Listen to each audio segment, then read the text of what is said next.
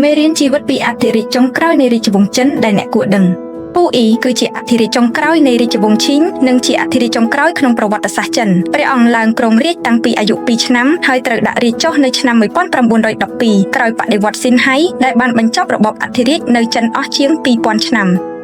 មេរៀនធំបំផុតពីជីវិតរបស់ពូអ៊ីមាននួយអំណាចនិងឋានៈមិនថិតថេរជារៀងរហូតទេពូអ៊ីឡើងគ្រងរាជ្យតាំងពីអាយុ2ឆ្នាំគ្រប់គ្រងមនុស្សរាប់លាននាក់ចុងក្រោយត្រូវទិញសម្បត្តិចូលមើលផ្ទះខ្លួនឯងក្នុងនាមជាអ្នកទេសចរទី2ការសិក្សានិងការអភិវឌ្ឍខ្លួនមានសារៈសំខាន់ពូអ៊ីធ្លាប់ជាអធិរាជតែត្រូវរៀនរស់នៅជាមនុស្សធម្មតានិងសម្របខ្លួនទៅនឹងសង្គមថ្មីទី3កំហុសអតីតកាលមិនអាចកំណត់អនាគតទេក្រោយជាប់ឃុំពូអ៊ីបានផ្លាស់ប្ដូរនិងចាប់ផ្ដើមជីវិតថ្មីដោយសន្តិភាព